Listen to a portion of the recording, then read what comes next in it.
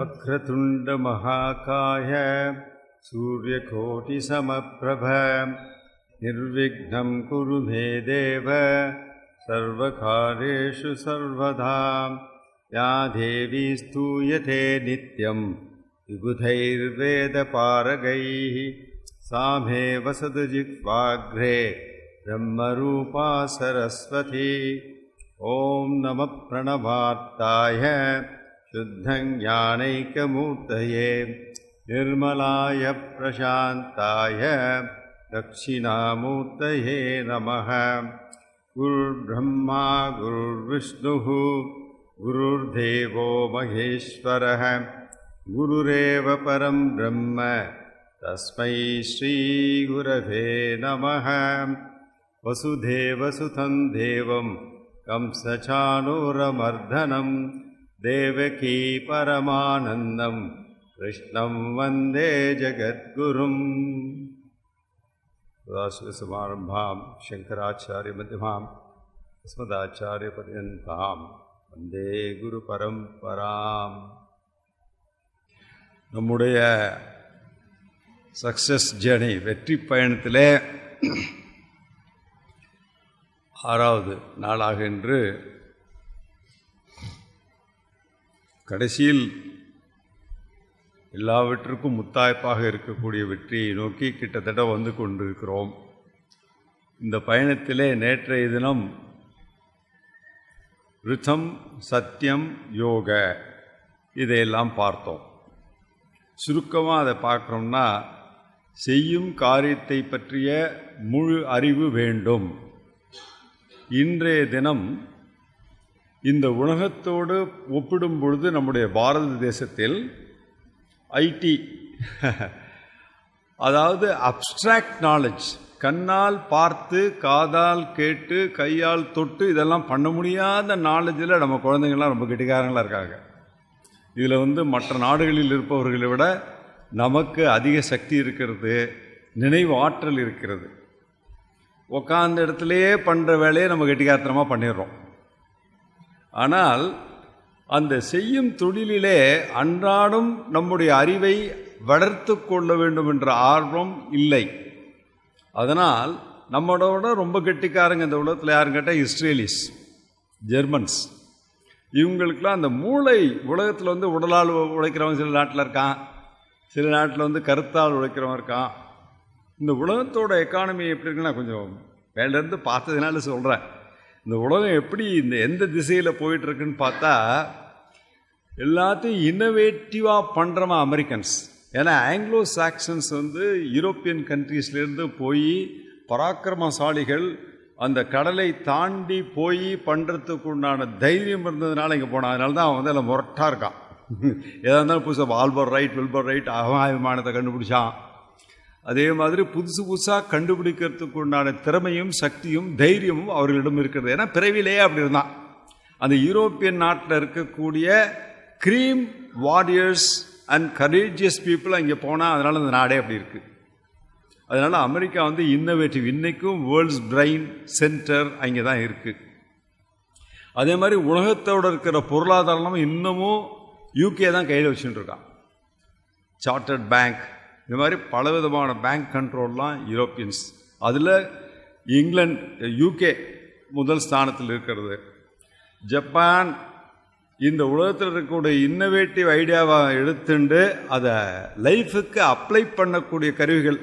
அமெரிக்காவில் காரை கண்டுபிடிச்சானா அந்த காரிலேயே இம்ப்ரூவ்மெண்ட் பண்ணி ஒரு காரை கண்டுபிடிச்சிடுவான். அதை மாதிரி பண்ணுறதுல அவங்க திறமைசாலிகள் அப்ளிகேஷனில். அப்போ நம்ம சைனாலாம் என்ன பண்ணுறோம்? ஆக்சுவலாக இதெல்லாம் நாட்டை நடத்துபவர்கள் தெரிந்து கொள்ள வேண்டிய விஷயம். அவர்களோட கலந்து ஆலோசனை பண்ணியிருக்கோம். நம்ம அந்த பேக்ரவுண்டில் தான் நான் சொல்கிறேன். உங்களுக்கு கொஞ்சம் தெரிஞ்சிருக்கட்டுமேன்றதுக்கு தான் சொல்கிறேன், யாருக்காவது பயன்படுவேன். அதில் என்னடா விசேஷம் அப்படின்னு கேட்டால், நம்ம சர்வீஸ் பண்ணுறோம், சர்வீஸ் இண்டஸ்ட்ரி. அதில் இந்தியா இன்றைக்கி டாப்பில் வந்துருச்சு. அதனால தான் 30 வருஷத்துக்கு முன்னாடி நம்ம பிச்சை கட்டிகிட்டே இருந்தோம். அதே மாதிரி எங்கே போனாலும் கடைநிலை தொழிலாளர்களாகவே இருந்தோம். இன்றைக்கி அப்படி இல்லை. நமக்கு ரத்தன கம்பளத்தை விரித்து நம்ம குழந்தைகள்லாம் அவங்க வரவேற்கிறாங்க. அப்போ நம்ம இருந்த 1947க்கு முன்னாடி இருந்ததுக்கும் இப்போ இருந்ததுக்கும் வித்தியாசம் இருக்குது. நம்மளை ஆண்டவர்கள்லாம் ஒன்றுமே செய்யலைன்னு அப்படிலாம் சொல்ல முடியாது. இல்லை, நிறைய பண்ணி தான் இருக்காங்க. எல்லாத்தையுமே நெகட்டிவாக பார்க்கக்கூடாது. பாசிட்டிவாக எவ்வளோ நடந்திருக்கு நம்ம நாட்டில். இன்னும் நிறைய நடக்கணும்னு தான் சொல்லணும். இப்படிலாம் இல்லைன்னா நம்ம நாட்டில் இவ்வளோ பணம் எங்கேருந்து வந்தது? இவ்வளோ பேர், இவ்வளோ சாலைகள், ஃப்ளைஓவர், அது இதெல்லாம் எங்கேருந்து கட்ட முடியுது? இன்றைக்கி அமெரிக்காவுக்கு நேராக, ஜெர்மனிக்கு நேராக நம்ம நாட்டில் இருக்கக்கூடிய ஐடி கம்பெனிக்கு உள்ளெல்லாம் போய் பார்த்தா ஆச்சரியப்படுறாங்க. பேப்பர்லெஸ் ஆஃபீஸஸ் இந்தியாவில் தான் ஜாஸ்தி இருக்குது. நமக்கு தெரியுமா? தெரியாது. நந்தன் நீலேக்கண்ணி எழுதியிருக்காரு இமேஜினிங் இந்தியான்னு சொல்லிட்டு. அதே மாதிரி பெட்டர் இந்தியா பெட்டர் வேர்ல்டு அப்படின்னு நாராயணமூர்த்தி எழுதியிருக்காரு. இவங்கெல்லாம் பெரிய பிரெய்னி பீப்புள் இந்தியாவில். இந்த புத்தகத்தெல்லாம் படிக்கணும். வேர்ல்டு இஸ் ஃப்ளாட் அப்படின்னு சொல்லிட்டு ஃப்ரீட்மேன் ஒருத்தர் எழுதியிருக்காரு. வேர்ல்டு இஸ் ஃப்ளாட், உலகம் தட்டையாக இருக்கிறது. இந்த புத்தகம்லாம் உங்கள் குழந்தையெல்லாம் படிக்க சொல்லுவோம். ஏன்னா இந்த புத்தகத்துலாம் அருமையான கருத்துகள் இருக்கிறது. நானே ஒரு புத்தகத்தை படித்து நிறைய மாற்றிட்டேன். How to stop worrying and start living. இதில் வந்து தபஸ்யானந்தன் ராமகிருஷ்ண மடத்தில் ஒருத்தர் சுவாமிஜி இருந்தார். அந்த சுவாமி வந்து பகவத்கீதை நடத்துறதுக்கு முன்னாடி இதை படிக்கவும் போகிறான். How to stop worrying and start living. கவலை என்று ஒன்று கிடையாது, அது நாம கிரியேட் பண்ணுறதுன்னு சொல்லுவாராம். அது மாதிரி சில விஷயங்கள்லாம் இருக்குது. அப்போ நம்ம நாட்டில் வந்து எதை நம்மளால் நாடை மொத்தமாக நாட்டை சொல்லிட்டு அப்புறமா இண்டிவிஜுவலுக்கு வர நம்ம நாடே அப்படி இருக்குது. நம்ம ரிஷிகள்லாம் தபஸ் பண்ணி நிறைய விஷயங்களை நெட்ரு பண்ணி நம்மகிட்ட சொன்னதெல்லாம் இன்றைக்கும் நம்மளால் நெட்ரு பண்ணக்கூடிய சக்தி இருக்குது. அந்த அப்ட்ராக்ட் நாலேஜ் இருக்குது. ஆனால் ப்ராக்டிக்கல் நாலேஜு ரொம்ப தகராறு. ஃபஸ்ட்டு ஜப்பானில் போய் வேலை செய்யும்போது கம்ப்யூட்டருக்கு வந்து ஸ்கசி டிரைவ் அதை வந்து கனெக்ட் பண்ணணும்னா, எங்கள் இன்ஜினியர்ஸ்லாம் சொன்ன ஸ்கசி டிரைவ் கனெக்ட் பண்ண சொன்னால் இல்லை அப்புறம் அதுக்கு அசிஸ்டன்ட் எலக்ட்ரீஷியனை கூப்பிடுன்றான். அவன் ஜப்பனீஸ்லாம் சிரிக்கிறான். இதுக்குடா எலக்ட்ரீஷியன், நீயே கனெக்ட் பண்ண மாட்டியா? அது சொல்லிக் கொடுக்கல உங்கள் காலேஜில், தெரியவே தெரியாது, கம்ப்யூட்டர் உள்ள என்ன இருக்குன்னே தெரியாதுன்றான். எப்படி இருப்பாருக்கும்? இதெல்லாம் எதுக்கு சொல்கிறேன்னா, அதை மாதிரி தான் நமக்குள்ளார என்ன இருக்குன்னு நமக்கு தெரியல. பைக்கெல்லாம் தெரியுறது, தியரட்டிக்கலாக தெரியுறது, ப்ராக்டிக்கலாக கொஞ்சம் பண்ணால் தான் அதெல்லாம் தெரிய வரும். அதனால் நமக்கு அந்த ரிதம், அதை சத்தியமாக அது வந்து இம்ப்ளிமெண்ட் பண்ணுற, சத்தியமாக இந்த இடத்துல இம்ப்ளிமெண்ட் பண்ணுறது. அதனால தான் நம்ம நாட்டில் ஆக்சிடென்ட் ஜாஸ்தி இருக்குன்னு பார்த்தோம். இன்டிஃபரன்ஸ், உதாசீனம், எல்லாத்தையும் உதாசீனம் பண்ணுகின்றோம். நமக்கு சோம்பேறித்தனம் இருக்கிறது. இதெல்லாம் நம்ம ஒத்துக்கணும். எப்படி இன்டெலிஜென்ஸ் இருக்குன்னு நம்ம ஒத்துக்கிறோமோ ரெண்டையும் பார்க்கணும். ஒரு ஆளை பற்றி பேசும்போது பாசிட்டிவ்னு சொல்லணும், நெகட்டிவ் சொல்லணும். நெகட்டிவ் சொல்லும்போது பாயிண்ட்ஸ் டு இம்ப்ரூவ்னு சொல்லணும். இப்போல்லாம் அப்படி தான் பேசுகிறாங்க. இதெல்லாம் வந்து நெகட்டிவாக இருக்குது, இதெல்லாம் எனக்கு தெரியாதுன்னு சொல்லக்கூடாது. இதையெல்லாம் தெரிந்து கொண்டால் நன்றாக இருக்கும். அதே மாதிரி டெஃபினெட்லி இட் வில் ஹேப்பன்னு சொல்லக்கூடாது. முயற்சி செய்து பார்ப்போம் சொல்லுவோம். காமராஜர் அப்படி தான் சொல்லுவோம், ஆகட்டும் பார்க்கலாம். ஏன்னா பண்ணிடுறேன்னு சொல்லிட்டு அவ்வளோ பெரிய மனுஷன் செய்யாமல் போயிட்டா கஷ்டம் இல்லையா? அதனால் டெஃபினட்டாக செய்ய முடியும்னு தெரிஞ்சால் கூட காமராஜர் வந்து அப்படி சொன்னாருன்னு சொல்லுவாங்க. கர்ம வீரர், அவர் பேரே கர்ம வீரர், டக்குன்னு ஞாபகம் வந்துட்டு கர்மத்தை சரியாக பண்ணக்கூடியவர் அப்படின்னு அர்த்தம். அவர் தான் மதிய உணவு, ஏழைகளுக்கு கல்வி, இதெல்லாம் பெரிய பெரிய காரியங்கள்லாம் அவர் செஞ்சார். அதுக்கு ஒரு காரணம் வந்து கர்மத்தை யோகமாக செய்தது தான் ஓரளவுக்கு சொல்லலாம். அப்போ அந்த கர்மத்தை இம்ப்ளிமெண்ட் பண்ணணும், ரியல் லைஃப்பில் கொண்டு வரணும்னா சோம்பேறித்தனம் கூடாது. அடுத்தது ஹார்ட் ஸ்கின். இந்த எதை சொன்னாலும் கேட்டுட்டு சரி அவர் அப்படி தான் சொல்லிகிட்டே இருப்பார், சும்மா கத்திட்டு இருப்பார், நம்ம மட்டும் நம்ம எடுத்து செய்வோம் அப்படின்ற ஒரு உணர்வும் நம்ம நாட்டில் தான் ஜாஸ்தி இருக்குது. அதனால் பாசிட்டிவ் சைடும் இருக்குது, நெகட்டிவ் சைடு இருக்குது. இதை நாம் தெரிந்து கொள்ள வேண்டும். அடுத்த முக்கியமான பாயிண்ட் நேற்று பார்த்தது, மெக்கானிக்கலாக காரியத்தை பண்ணக்கூடாது. ஏதோ ஏனோ தானோன்னு பண்ணினேன் நானும் அப்படின்னு சொல்லிட்டு முக்கால்வாசி நம்ம அப்படி தான் பண்ணுறோம். எந்த காரியத்தை செய்தாலும் அதில் டெடிக்கேஷன் இருக்க வேண்டும், ஈடுபாடு இருக்க வேண்டும். ஈடுபாடோடு செய்யும் காரியத்திற்கும் சாதாரணமாக செய்யும் காரியத்திற்கும் 2 மடங்கு வித்தியாசம் இல்லை, 100 மடங்கு வித்தியாசம் இருக்கும். எக்ஸாமுக்கு முன்னாடி குழந்தை படிக்கிறதுக்கும் பாருங்கள், நீங்கள் சொல்லணும் கூட படிவோம், லெட்டர் போட்டுக்கிட்டே இருப்பான், எப்படியாவது மார்க் வரும், அடுத்த நாள் மறந்துடுவான், அது வேறு விஷயம். இருந்தாலும் அட்ரினல் சுரக்கும், அந்த புரிஞ்சு கொள்ளக்கூடிய சக்தி 100 மடங்கும். அது எப்படின்னு கேட்டிங்கன்னா, ரோட்டில் போயிட்டுருக்கீங்க, திடீர்னு ஒரு புலி வந்துடுது, டைகர் காட்டிலேருந்து வந்துடுது. அப்போ என்ன பண்ணுவீங்க, எப்படி ஜம்ப் பண்ணுவீங்க? 4 அடி செவத்தை கூட தாண்டிடுவீங்க. அந்த சக்தி வரும் அந்த நேரத்தில். அதுதான் வந்து ஈடுபாடு, அதுதான், அதுக்கு பேர் தான் டெடிக்கேஷன். அதே மாதிரி நம்ம குழந்தை வந்து ரோட்டில் வீட்டு வாசலேருந்து வெளியில் போயிடுத்து, ஒரு பஸ்ஸு நேராக வேகமாக வருது, எப்படி இருக்கும்? அந்த குழந்தை எப்படியாவது காப்பாற்றுறதுக்கு ஓடுவான் இல்லையா? சாதாரணமாக நொண்டி நடக்கிறவங்க கூட ஓடிடுவான் அந்த நேரத்தில். That's where the energy comes from somewhere. எங்கிருந்து ஒரு அந்த ஆற்றல் நம்மிடம் இருக்கிறது, அதை அப்பப்போ நம்ம பயன்படுத்த வேண்டும். அதுதான், அதுக்கு பேர் தான் டெடிகேஷன். அதான் ஸ்ரீ ராமகிருஷ்ணன் சொல்கிறாரு, உனக்கு ஒரு வேலை கிடைக்கலன்னா அழற, காலும் பையனுக்கு உடஞ்சி போச்சுன்னா அழற, பகவானே நான் உன்னை பார்க்கணும்னு என்னைக்காவது அழுதுருக்கியா அப்படின்னு கேட்குறாரு. வாஸ்தவம் தானே. காதலாகி கசிந்து கண்ணீர் மல்கி அதை மாதிரி பண்ணுன்னா பகவான் எப்படி வராமல் போயிடுவார்? வருவார். ஏன்னா நான் மற்றதுக்கெல்லாம் அழுகுறேன். எத்தனை விஷயத்துக்கு நம்ம அழுதுருக்கோம் கடவுளில். நமக்கு வாழ்க்கையில் கடவுளை நான் பார்க்கணும், அவர் நான் சொல்கிறத கேட்கணும் அப்படின்னு சொல்லிட்டு நம்ம அழுதுமா. அதான் பக்தி. இன்றைக்கி பார்க்க போகிறோம் அதை டீப்பாக, அந்த சப்ஜெக்ட் தான் பார்க்க போகிறோம். அப்போ டெடிக்கேஷன் இருக்கணும். அடுத்தது பார்த்தா ஸ்பிளிட் இருக்கக்கூடாதுன்னு சொல்கிறோம்.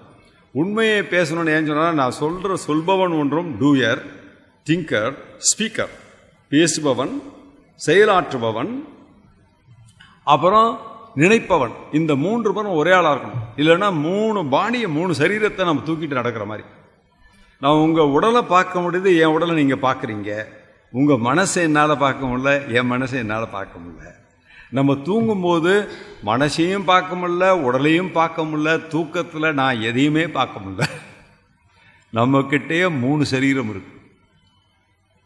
ஸ்தூல சரீரத்தை பார்க்க முடியறது, சூட்சும சரீரத்தை உணர முடியறது, தூங்குகின்ற பொழுது இருக்கின்ற காரண சரீரத்தை பார்க்கவும் முடியலை, உணரவும் முடியவில்லை.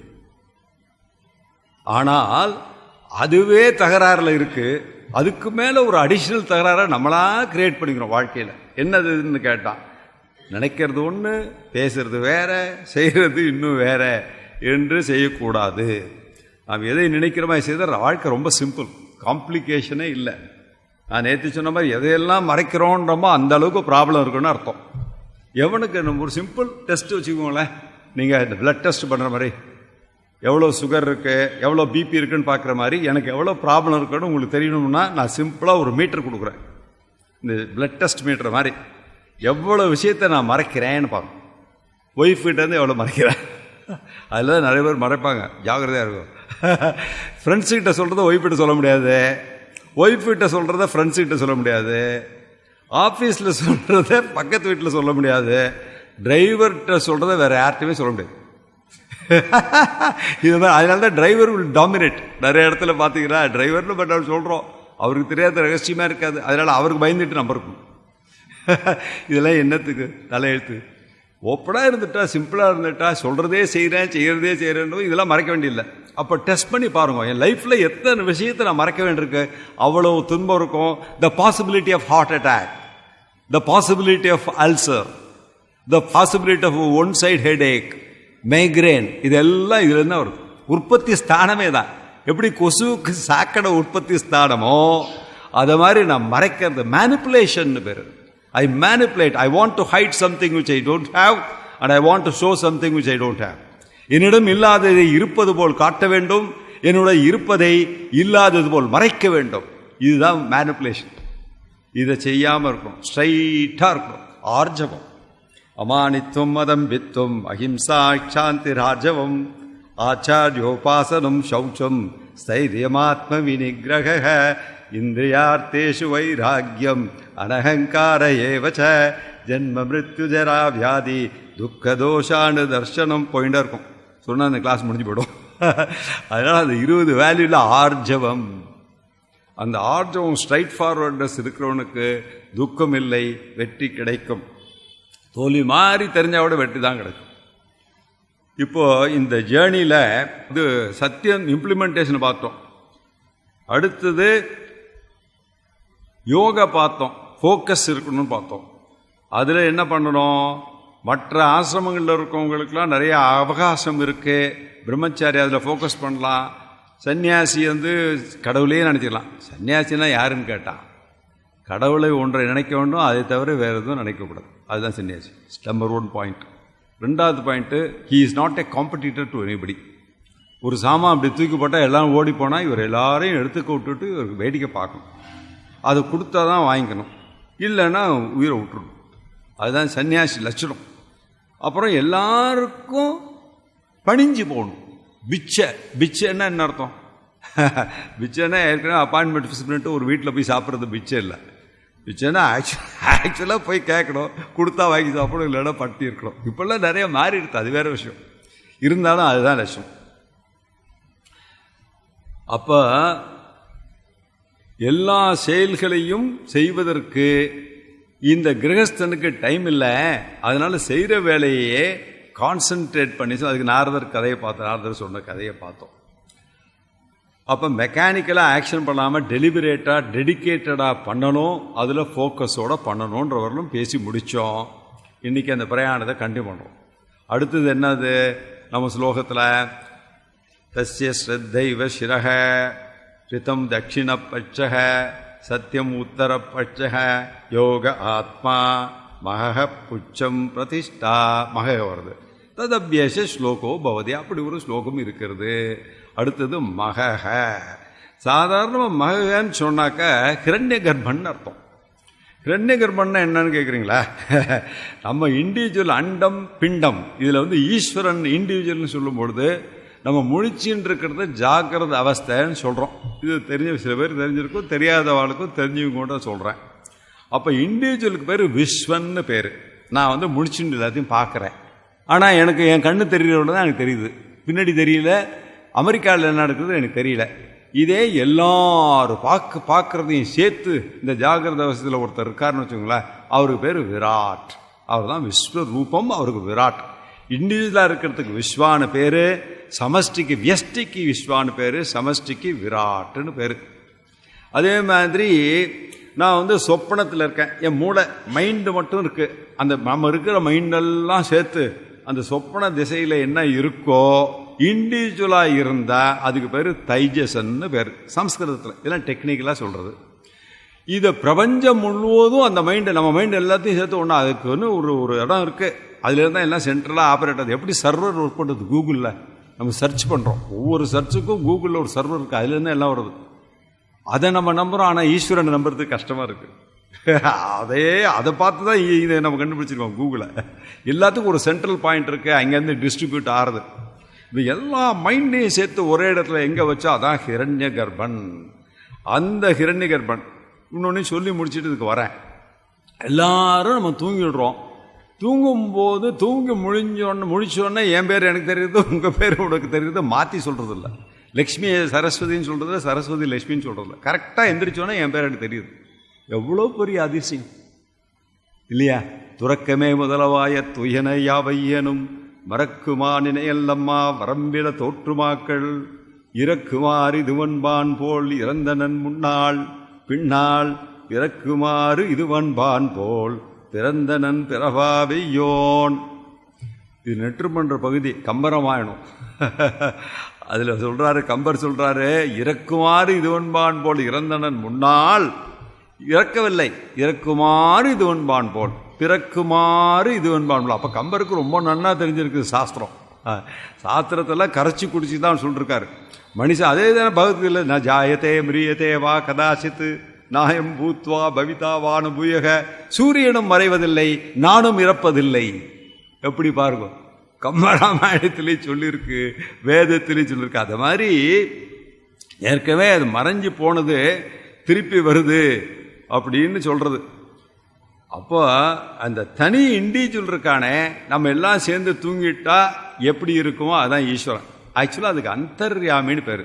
ஸோ சமஷ்டி ஃபுல்லாக இருக்கிறதுக்கு சொல்லணும்னாக்கா முழிச்சின்னு இருக்கிறதுக்கு விராட்னு பேர், தூங்கின்னு இருக்கும் பொழுது இருக்கிறதுக்கு அந்தர்யாமி அல்லது ஈஸ்வரன் பேர். அந்த நம்ம மைண்டெல்லாம் சேர்த்து ஒன்றா வச்சா அதுக்கு ஹிரண்ய கர்ப்பன் பேர். நம்ம எல்லாரும் அங்கேருந்து தான் வந்தோம், அங்கே தான் போய் சேரப்போகிறோம். யதா நத்யக செந்தமானாக சமுத்திரேஸ்தம் கச்சந்தி அப்படின்னு வருது முண்டகோபனிஷத்தில். எப்படி நதிகள்லாம் பேரெல்லாம் விட்டுறது, கங்கை அதோட பேர் விட்டுட்டு கடலில் போயிடும். கடலுக்கு கங்கை போனோன்னா கங்கைன்னு சொல்ல மாட்டோம், கடல்னு சொல்லிடுவோம். காவேரி கடலுக்கு போனோன்னா காவேரி இருக்காது, கடல்னு சொல்லிடுவோம். நம்மெல்லாம் இப்படி தான். அதே கடல்லேருந்து வந்தோம். இப்போ தனித்தனியாக பேர் சொல்லிருக்கோம். லக்ஷ்மி, சரஸ்வதி, விஷாலாட்சி, காமாட்சி, ராமநாதன், சுப்பிரமணியம், எல்லாம் ஒன்று தான். அந்த ஃபார்ம் தான் டிஃப்ரெண்ட்டாக இருக்காரு. பகவான் தான் நம்மளா மாதிரி என்ன உட்காந்துருக்காரு. நம்ம நினச்சின்னு இருக்கோம், தனியாக நம்ம இருக்கோம். இதுதான் ப்ராப்ளம். அதுதான் இந்த மகக. அதுக்கு தான் வர நான் இப்போ. மககன்னா என்ன அர்த்தம்னா நம்மளை விரிவாக்கி கொள்வது, அந்த ஹிரண்ய கர்ப்பனாகவே நம்மை பார்ப்பது. இண்டிவிஜுவலாக நான் கர்த்தாவாக இருக்கேன். நான் கர்த்தா கிடையாது. கர்த்தா போக்தா மகேஸ்வரஹ அப்படின்னு வருது, பகவத்கீதையிலே வருது. நான் பண்ணல, நான் அனுபவிக்கல, நான் செய்யல, எல்லாம் அவன் பண்ணுறான் அப்படின்னு இருந்துட்டோம்னாக்கா அந்த தோஷம் எனக்கு எப்படி வரும்? வரவே வராது. சரி, இதெல்லாம் தெரிஞ்சிட்டோம். அதனால என்னடா ஆகும்னு கேட்டால், இந்த செயல் நமக்கு மட்டுமல்லாமல் எந்த செயலை செய்தாலும் இது எல்லாருக்கும் பயன்படணும். ஏன்னா இது மகக, இது எல்லாத்துக்கும் நம்மளை விரிவாக்கி கொள்ள வேண்டும். தோல்வியை நான் சந்திக்க கூடாது, நான் வெற்றியை அடைய வேண்டும் என்று சொன்னால் அந்த டோட்டல் கர்த்தாவோட நான் இணையணும். அதுதான் ஆரம்ப நாள்லேருந்து இன்னை வரலும் மாட்டோம். அந்த ஒரு பிரின்சிபல் மட்டும் மாறவே மாட்டாளா? எல்லாம் பொதுவாக தான் இருக்கு. இந்த உடம்புல பஞ்சபூதம் இருக்கு, அக்னி இருக்கு, வாயு இருக்கு, வெளியிலையும் இருக்கு. அதே மாதிரி சைத்தன்யம் தான் எல்லாத்துக்கும் அடித்தளமாக இருக்கு. அப்போ நீங்கள் யாரு, நான் யாரு? Where is the differentiation? It is my mind and your mind. அந்த மைண்டை மாற்றுறது யாரால முடியும்? என்னால் என் மைண்டை மாற்ற முடியும், உங்களால் உங்கள் மைண்டை மாற்ற முடியும். அதுதான் பார்த்துட்டு இருக்கோம். That is what is karma yoga, that is what is upasana yoga, that is what is jnana yoga. இது ஸ்டெப் பை ஸ்டெப்பாக போகிறோம். இப்போ கர்மயோகத்தை தான் பார்த்துட்டு இருக்கோம். உபாசன யோகத்துக்கும் ஞான யோகத்துக்கும் போகணுன்னா இன்னும் இதே மாதிரி நிறைய என்ஜாய் நடத்தணும். அப்போ தான் ஃபுல் ஜேர்னி கம்ப்ளீட் ஆகும். இப்போ பார்ஷியல் ஜேர்னி தான் இருந்தாலும் அடுத்த ஜேர்னிக்கு உள்ள வாசலில் கொண்டு விட்டுவிட்டு நான் போகிறேன். நெக்ஸ்ட்டு ஜேர்னிக்கு உள்ள என்ட்ரன்ஸ் வரலும் போயிடலாம். அதுக்கப்புறம் அவங்க பாடு அவ்வளோ கடைசி வரலும் யாருமே போக முடியாது. அது வரலும் நம்ம பண்ணலாம். அதனால் தனி கர்த்தா டோட்டல் கர்த்தாவோடு இணைய வேண்டும். அதுதான் என்னுடைய புத்தி எக்ஸ்பேண்ட் ஆகும். பெருசா எக்ஸ்பேண்ட் ஆக ஆக என்னுடைய துன்பங்கள், என்னுடைய பிரச்சனைகள் எல்லாம் சின்னதாயிடும். எப்படி இப்படி இங்கே வச்சுட்டாக்கா எல்லாத்தையும் மறைஞ்சிடுறது. இது எப்படி எக்ஸ்பேண்ட் ஆகிட்டே போட சின்னதாக போயிடுது. இப்படி போட்டாக்க எல்லாமே போயிடுறது. அவ்வளோதான். எல்லா பிரச்சனையும் அப்படிதான். அதை பெருசாக நம்ம வச்சுட்டு இருந்தால் தான் அந்த பெருசாக நமக்குள்ளார தெரியறது. அது கொஞ்சம் இப்படி எக்ஸ்பேண்ட் பண்ணிகிட்டே போனால் சின்ன பெருசாக இருந்த பிரச்சனை எல்லாம் சின்னதாயிடும். ஒரு மரத்தை மலை மேலே ஏறி இருக்கும்போது இவ்வளோ பெரிய மரமாக இருந்தது. மலையெல்லாம் கீழே இறங்கி கீழே வந்தாலும் எப்படி இருக்குது அந்த மரம்லாம்? எல்லாம் ஈருக்குச்சி மாதிரி இருக்குது, ரெண்டு. நம்ம எப்படி பார்க்குறோம், எங்கேருந்து பார்க்குறோன்றதை பொறுத்து மாற்ற முடியுறதா இல்லையா? ஏன் அதை நமக்கு பண்ணுறது புத்தி வர மாட்டேன்றது? Just shift in your focus, shift in your attitude. எல்லா பிரச்சனையும் சால்வ் பண்ணிடலாமே. அப்போ எப்படி எங்கேருந்து தோல்வி வரும்? எங்கேருந்து அட்வர்ஸ் சிச்சுவேஷன் வரும்? Every adverse situation can be converted into an advantageous situation. பண்ணியிருக்காங்க வாழ்க்கையில். தாமஸ் ஆல்வா எடிசன் எந்த வேலையை கொடுத்தாலும் அதுக்கு ஒரு மிஷினை கண்டுபிடிச்சி அதை பண்ண சொல்லிட்டு போயிடுவான். உண்டா இல்லையா? ரயில்வே ஸ்டேஷன் அவனுக்கு வேலை வச்சாங்க. இந்த கொடிமரத்தை தூக்கி இறக்கிறதுக்கு ஏண்டா ஒரு மனுஷன்னு சொல்லிட்டு அதை கண்டுபிடிச்சான். அதுவா அடிக்கிறது. ட்ரெயின் வந்தால் டப்புன்னு தூக்கிடும். இவன் பாட்டுக்கு போய் உட்காந்து ஏதோ பண்ணிட்டு இருப்பான். அதனால் எனக்கு என்ன கிடைக்குன்னா, எனக்கு என்ன கிடைக்குன்னு கேட்காம எவ்வளவு பேருக்கு இது உதவும், எவ்வளவு பெருசாக என்னை மனசை பெருசாக்கிக்க முடியும் அப்படின்னு நினச்சா இந்த கிடைக்கிறது. ஒரே ஒரு தைத்திரிய உபநிஷத்தில் இருக்கக்கூடிய ஒரு மந்திரத்தை வச்சுண்டு நம்ம கிட்டத்தட்ட 6 நாள் படிச்சிருக்கோம்னா ஒரு உபநிஷத்தில் இருக்கக்கூடிய மந்திரம் எவ்வளோ பவர்ஃபுல்லாக இருக்கும்னு பாருங்க. அதை விவரமாக சொல்கிறதுக்கு தான் புராணம். ஹரிச்சந்திரன்றது சத்தியம் வத ஒரே ஒரு சொல்கிறதுக்கு ஹரிச்சந்திர புராணம். பித்ரு வாக்கிய பரிபாலனம்ன்றதுக்கு ராமாயணம். அவ்வளோ பெருசு. அதனால் இந்த உபநிஷத்தில் இருக்கிறத ஸ்மிருதி, அது ஸ்ருதின்னு சொல்கிறாங்க. அதை ஸ்மிருதி இன்னும் கொஞ்சம் விரிவாக சொல்லுது. அதையும் இன்னும் விரிவாக சொல்லணும்னா அதில் புராணம், இதிகாசம் இதெல்லாம் சொல்லுது. அப்போ இந்த ஒரே ஒரு சப்ஜெக்ட், அப்போனா நம்ம முன்னோர்கள் எவ்வளோ டீப்பாக திங்க் பண்ணியிருக்கணும். இந்த சப்ஜெக்டில் ஏதாவது ஒரு கதை பேசினோமா, ஏதாவது வேண்டாத விஷயத்தை பற்றி பேசினோமா? ஒன்றும் கிடையாது. இதுக்கே இவ்வளோ எக்ஸ்ப்ளனேஷன் இருக்குன்னா முழு வேதத்தையும் எந்த ஜென்மத்தில் படித்து முடிக்கிறது? அதனால் எல்லாத்தையும் படிக்கிறது கரெக்டாக இல்லை, கொஞ்சம் படித்ததை இம்ப்ளிமெண்ட் பண்ணுறது கரெக்டான்னு கேட்டால் நான் 2வது விஷயத்துக்கு தான் ஓட்டு போடுவேன். ஏன்னா என் ஜென்மத்தை நம்ம ஈட்டேற்றிட்டு போகணும். அதுக்கு நமக்கு என்ன வேணுமோ அதை தெரிஞ்சுக்கணும். அந்த ஜென்மத்துக்குள்ளார எவ்வளவு தெரிய முடியுமோ அதை தெரிஞ்சுட்டு அடுத்த ஸ்டெப்புக்கு போகிறது புத்திசாலித்தனம். அப்போ புத்திசாலித்தனம் சொல்கிறோம், நம்மளும் அதை பண்ணணுமோ இல்லையா? அதனால் அது என்ன புத்திசாலித்தனம்? எங்கே போகிறோன்னு சொன்னாக்கா, இப்போ ஆன்மீகத்தில் கொஞ்சம் நுழைவோம், கொஞ்சம் டைவர்ஸ் நம்ம ஜேர்னியில் கொஞ்சம் ஸ்லைட்டாக இப்போ ஷிஃப்ட் அடிக்கிறோம். என்ன ஷிஃப்ட் அடிக்கிறோன்னா, இப்போ இதுவரையிலும் நம்ம என்ன பார்த்தோம்னா இண்டிவிஜுவல் தனி ஒரு மனிதனும் ஈஸ்வரனுக்கும் என்னென்ன சம்பந்தம்னு பார்த்தோம். தனி மனுஷனாக இருந்தால் என்னென்னலாம் பண்ணணும்னு ஆகும். ஈஸ்வரனுக்கும் மனுஷனுக்கும் என்ன வித்தியாசம்னு கேட்டால் ஃபண்டமெண்டலாக நமக்கு 5 ஐட்டம் இருக்குது, ஈஸ்வரனுக்கும் 5 ஐட்டம் இருக்குது. நான் வந்து என்னது, எனக்கு ஸ்தூல சரீரம் இருக்குது, உடம்பு இருக்குது, சூக்ஷ்ம சரீரம் இருக்குது, உள்ள மூளை இருக்குது. சிம்பிளாக சொல்கிறேன், ரொம்ப காம்ப்ளிகேட்டடெல்லாம் சொல்லலை. ஞானேந்திரியம், கர்மேந்திரியம், பிராணம் அதெல்லாம் சொல்லலை. சிம்பிளாக எனக்கு மைண்ட் இருக்குது, பகவானுக்கும் மைண்ட் இருக்குதுன்னு சொல்லிட்டோம், ஹிரண்ய கர்ப்பன்னு சொல்லிட்டோம். அப்போ எனக்கு ஸ்தூல சரீரம் நல்ல பாட்டு தொடரக்கூடிய ஒரு சரீரம் இருக்குது, கை கால்லாம் இருக்குது. பகவானுக்கும் அந்த மாதிரி எல்லா சரீரமும் சேர்த்தா அவர் பகவான் இருக்கார். அதே மாதிரி எனக்கு சூக்ஷ்மமாக என்னால் பார்க்க முடியாத மைண்ட் இருக்கே, பகவானுக்கும் இருக்கு. அப்புறம் நானும் காரண சரீரத்துக்கு நானும் தூங்குறேன், பகவானும் அது எல்லாத்தையும் சேர்த்தாக்க அவரும் காரண சரீரத்தில் போய் அடங்கி வர்றார். இது மூணும் இருக்குது, ஸ்தூல சூக்ஷ்ம காரண சரீரம். 3 சரீரம் எனக்கும் பகவானுக்கும் ஒன்றா தான் இருக்குது.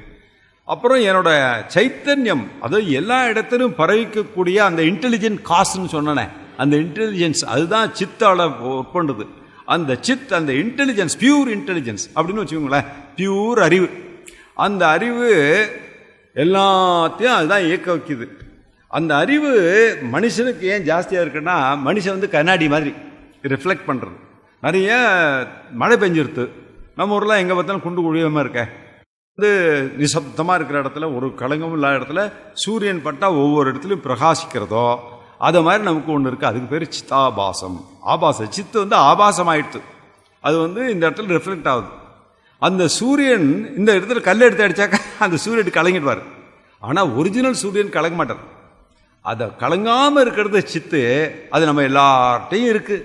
அது ஒன்றும் ஆகாது, அசங்கமாக இருக்கும். எப்படி ஆகாசத்தில் கொஞ்சம் இங்கு ஊற்றுறோன்னு வச்சுங்களேன், அது அஃபெக்ட் ஆகுமா? ஆகாசம் ஒன்றும் ஆகாது. அதை மாதிரி ஆத்மா இருக்குது, ஆத்மான்னு வச்சுக்கோங்களேன். அது நம்மகிட்ட எப்படி வேலை செய்யறதுனா, நம்ம புத்திக்குள்ளார வந்து கண்ணாடி மாதிரி அது இருக்குது. அதில் அது அந்த சித்து வந்து பட்டோன்னா சூரிய பிரகாசம் எப்படி அந்த குட்டை தண்ணியில் படுறதோ அது மாதிரி இது வேலை செய்ய ஆரம்பிச்சிடுது. ஸோ 5 ஐட்டம் இருக்குது, நமக்கும் ஈஸ்வரனுக்கும் காமனாக இருக்குது. இந்த 3 சமாச்சாரம் நமக்கு சின்னதாக இருக்குது. இந்த உடல், மனசு, தூங்கும்போது இருக்கக்கூடிய அந்த காரண சக்தி, பவர் சக்தி, இதெல்லாம் கம்மியாக இருக்குது. சிதாபாசமும் அவருக்கும் நமக்கும் ஒன்றே மாதிரி தான் இருக்குது. அந்த சித்துன்னு இருக்கு பாருங்க, அந்த சித்துன்ற இடத்துல வரும்பொழுது அவரும் நானும் ஒரே அதிஷ்டானத்தில் தான் இருக்கும். இந்த பாக்கி 4 ஐட்டத்தில் நான் போய் மாட்டினுட்டேன்னா நான் லிமிட்டடாக இத்தனோண்டா இருக்கேன். அந்த சித்தை மாத்திரம் நான் எடுத்துட்டேன்னா நான் பகவானோட போய் ஒன்றிவிடுறேன். அதுதான் அத்வைத சித்தாந்தம் சொல்கிறது. நம்ம கர்மயோகத்துலேருந்து டபால் பெரிய அளவுக்கு போயிட்டோம். இது ரெண்டையும் இப்போ லிங்க் பண்ணுறது தான் இன்றைக்கி நமக்கு வேலை. இன்னும் ஒரு 1/2 மணி நேரம் இருக்குது, எவ்வளோ தூரம் நம்ம இந்த பிரயாணத்தை பண்ண முடியும்னு பார்க்கலாம். சரி, இதில் என்னத்தை நம்ம பார்க்க போகிறோன்னா, இதை எல்லாத்தையும் எதுனா சிமெண்ட் பண்ணுதுன்னா பக்தி. நாம் வந்து இந்த பிரயாணத்தில் இப்போ கர்மத்தை பண்ணோம், கர்மத்தை கர்ம யோகமாக பண்ணிட்டோம். அடுத்தது உபாசனை, மெடிடேஷன் பண்ணணும். அது கம்ப்ளீட்டாக நான் ஸ்கிப் பண்ணிட்டேன். அது உட்காந்து உபாசனை பண்ணுறது. ஞானத்துக்கு போகணும். ஞானத்துக்கு போகணுன்னா இப்போ வேதத்தில் என்ன சொல்லியிருக்கு, சாஸ்திரத்தில் என்ன சொல்லியிருக்குன்னு நம்ம தெரிஞ்சுக்கணும். அதுக்கு முன்னாடி அது இப்போ நம்ம தெரிஞ்சுக்க போகிறதில்ல, அது தெரிஞ்சுக்கிட்டு 18 வருஷம் ஆகும். அது தெரிஞ்சுக்கிறதுக்கு முன்னாடி நமக்கும் பகவானுக்கும் என்ன கனெக்ஷன், என்ன மாதிரி கனெக்ஷன் தான் அந்த பகவான்கிட்ட டைரெக்டாக லைன் ஆகும். இந்த ஒயர் எல்லா இடத்தையும் கரண்ட் ஆகுது, இந்த ஃபேன் ஓடுறது, லைட் எரிகிறது, எல்லாத்துக்கும் பேக்ரவுண்ட் எலக்ட்ரிசிட்டி. அந்த சுவிட்ச் ஆஃப் பண்ணிட்டா எல்லாம் நின்று போடும். இதெல்லாம் தனித்தனி. அதை வந்து ஃபேன் தான் நீங்கள், நான் தான் லைட்டு, இங்கே இன்னொருத்தர் வந்து ஏர் கண்டிஷனர், இன்னொருத்தர் ரெஃப்ரிஜிரேட்டர். நம்ம எல்லாம் எப்படி ஃபங்க்ஷன் பண்ணுறோம்னாக்கா, சுவிட்சு போட்டால் எல்லாம் ட்ருன்னு சத்தம் கேட்க ஆரம்பிச்சிடும், லைட் எரிய ஆரம்பிச்சிடும். அது சுவிட்சை ஆஃப் பண்ணிட்டா எல்லாம் போய்டும். அப்போது அந்த இருக்கிற எலக்ட்ரிசிட்டி ஒன்றா தானே இருக்குது. அந்த எலக்ட்ரிசிட்டியாக நான் ஆயிட்டேன்னா நான் பகவானோட ஒன்றிடுவேன். ஏன்னா அதுதான் உயிர், பாக்கியெல்லாம் ஜடம். இந்த ஃபேன் சுத்தாத, இது ஜடம், லைட்டு ஜடம். இதுக்கு உயிர் கொடுக்கறது அது எலக்ட்ரிசிட்டி. ஒரு திருஷ்டாந்தத்துக்காக சொல்கிறான். உடனே நம்மளாம் எலக்ட்ரிசிட்டின்னு நாளைக்கு போய் சொல்லிடாதீங்க. எலக்ட்ரிசிட்டி மாதிரி நம்மளாம் ஷாக் அடிக்க மாட்டோம். அதனால நம்ம டிஃபரெண்ட் ஐடென்டிக்கலாக இல்லை, அது மாதிரி இருக்கும். We are like electricity, not electricity. அது ஞாபகம் வச்சுக்கோ. அப்போ இந்த பக்தினா என்னன்னாக்க, பக்தினா நம்ம நிறைய தடவை பார்த்துருக்கோம். பகவத்கீதையெல்லாம் சொல்கிறது, அர்த்தாக, அர்த்தார்த்தி, ஜிஞ்ஞாசு, ஞானி, அது மாதிரிலாம் டெக்னிக்கெலாம் நிறையா இருக்குது. அதுக்குள்ளார நான் போகல. இப்போ இந்த பக்தியை டோட்டலாக வேறு ஆங்கிளில் பார்க்க போகிறோம். இந்த பிரயாணம் இந்த பிரயாணத்துக்குள்ளாரே நடு பிரயாணம். அது எப்படின்னு கேட்டால், ராக்கெட்டில் மார்ஸுக்கு போகணுன்னா ராக்கெட்லேருந்து சேட்டலைட் தனியாக பிரிஞ்சு போடும். அப்புறம் அங்கே போய் இந்த மண்ணுங்கன்னெல்லாம் எடுத்துகிட்டு திருப்பி ராக்கெட்டோடு ஒட்டிக்கும். அது மாதிரி கொஞ்ச நேரத்துக்கு நம்ம சேட்டலைட்டுக்குள்ளார இப்போ போகிறோம். ராக்கெட்லேருந்து சேட்டலைட்டுக்குள்ளார இப்போ போகிறோம். இது சேட்டலைட்டு என்ன சேட்டலைட்னா பக்தி சேட்டலைட்டு. பகவான்கிட்ட போகிறோம். அப்போ பகவான்கிட்ட எப்படி போகிறதுன்னா சேட்டலைட்டில் உட்காந்துட்டோம். இப்போது சரி, இதில் யார் யார் பகவான்கிட்ட போக முடியும், யார் போக முடியாதுன்னு பார்த்துருவோம். எவ்வளோ தூரம் நம்ம பகவான்கிட்ட போக முடியும்னு பார்த்தா, பக்தியோட உண்மையான அர்த்தம் என்னப்பா, பக்தினா என்ன? நான் ரொம்ப நாளாக நினச்சிவிட்டேன், பக்தியும் ஞானமும் ஒன்று அப்படின்றாங்க. ராஜகோபாலாச்சாரியர் ரஜகோவிந்தத்துக்கு எம்எஸ் சுப்புலட்சுமிக்கு அந்த இது போட்டார், சிடி போட்டால் அதுக்கு முன்னாடி சொல்லுவார். அதாவது bhakti and jnana are one and the same. Adi Shankara drank the water in one sperm as though it is the ocean அப்படின்லாம் சொல்லுவார். அது சொல்கிறதுல இந்த ஞானமும் பக்தியும் ஒன்றுன்னு சொல்லுவார். எனக்கு ரொம்ப நாளாக ஒன்றும் புரியாது. இது இந்த பக்திக்கு ஞானத்துக்கு என்ன கனெக்ஷன் இருக்குது, எதுக்கு ஒன்றுன்னு சொல்கிறாங்க? உங்களுக்கு யாருக்கா தெரிஞ்சால் சந்தோஷம். அது அவ்வளோ ஈஸியான விஷயம் அல்ல. ஞானமும் பக்தியும் ஒன்றுன்னா என்ன அர்த்தம்ன்றது தான் இப்போ பார்க்குறோம். அது எப்படி அது ஒன்றா ஆக முடியும்? பக்தின்னா 2 பேர் இருக்கணும். ஞானத்தில் ஒன்றே தான், ஏக்கமேவ அத்விதீயம் சொல்கிறது. 2 பேர் இல்லாமல் நான் எப்படி பக்தி பண்ணுறது? யார் மேலே போய் நான் பக்தி பண்ணுறது? What is this travel? Satellite ஏறி உட்காந்துட்டோம், எங்கேயா மார்ஸையும் காணோம், வீனஸையும் காணோம், எங்கே போகிறது அப்படின்னு பார்த்தா, டிவோஷன் டுவர்ட்ஸ் காட், என்னை விட மேலான ஒன்றின் மீது எனக்கு ஏற்படும் அன்பு, the love towards a higher object, a higher principle is bhakti. என்னை விட மேலாக இருக்கக்கூடிய ஒரு தத்துவத்தின் மீது எனக்கு ஏற்படும் அன்பின் பேர் பக்தி. அப்போ 2 பேர் இருக்கணும், நானும் இருக்கணும், காட் இருக்கணும். இல்லைன்னா அது தேசபக்தியாக இருக்கலாம், மாத்ரு பக்தியாக இருக்கலாம், பித்ரு பக்தியாக இருக்கலாம். இப்போல்லாம் கொஞ்சம் கஷ்டம்தான், அது இருந்தாலும் இருக்குது. மாத்ரு பக்தி, பித்ரு பக்தி, நமஸ்காரம் பண்ணுறது. அப்போ என்னை விட பெரியவாள்கிட்ட நான் செய்கிற love, the love towards an elderly person, towards mother, towards father, towards God is called bhakti. இது ஃப்ரெண்டுக்கிட்ட நான் பக்தியாக இருக்கேன்னு சொல்ல மாட்டோம், என் பொண்ணுக்கிட்ட நான் பக்தியோடு இருக்கேன்னு சொல்ல மாட்டோம். கிளியராக இருக்கோ இல்லையோ? எனக்கு மேலே இருக்கக்கூடிய ஒரு பிரின்சிபலுக்கு பண்ணுறது பக்தி அப்படின்னு அர்த்தம். நமக்கு 3 விஷயங்கள் மேலே இந்த பக்தி, இந்த லவ் இருக்குது.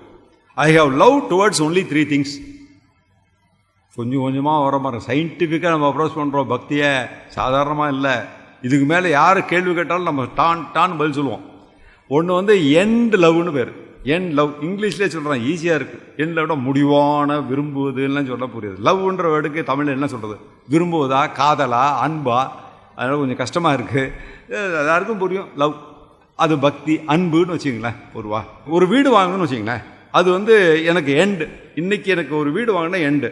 ஒரு புரோக்கர் ஏஜென்ட் அழைச்சிட்டு போகிறான், அவன் மீன்ஸ். அந்த புரோக்கர் மேலே எனக்கு ஒரு அன்பு இருக்குது, ஏன்னா அவன் நல்ல வீடாக வாங்கி தரேன் இருக்கான். அந்த வீடு வாங்கி கொடுத்தா அந்த புரோக்கர் நான் திரும்பி பார்க்க மாட்டேன். என்ன மீன்ஸில் எனக்கு லவ் இருந்தாலும் அது எண்டுக்காக தான். அம்மா ஒரு 500 ரூபா தரேன்றான், நான் எஸ்கர்ஷனுக்கு போகணும். அம்மா உன்னை மாதிரி நல்ல அம்மா உண்டா, கண்ணு இல்லை, செல்லம் இல்லை, ஏதாவது சொல்லுவான். 500 ரூபா வாங்கிட்டான்னா ஓடி விடுவான். ஸோ அந்த அம்மா மேலே அன்புன்றது இந்த 500 ரூபாய்க்கு தான். 500 ரூபான்றது எண்ட் லவ். இந்த மீன்ஸ் தான் அம்மா. அதனால தான் நம்ம பொண்ணோ பையனோ நம்ம விட்டு போயிடுவாங்க, இருக்கவே நம்ம கூட இருக்க மாட்டாங்க.